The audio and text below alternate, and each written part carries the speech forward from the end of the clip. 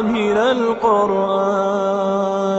قد خصك الرحمن بالفضل والتيجان والروح والريحان يا حامل القرآن. قد خصك الرحمن بالفضل والتيجان والروح والريحان يا دائم الترتيل للذكر والتنزيل. بشراك يوم رحيل ستفوز بالغفران يا قارئ الآيات في الجمع والخلوات. تزهو بك السماوات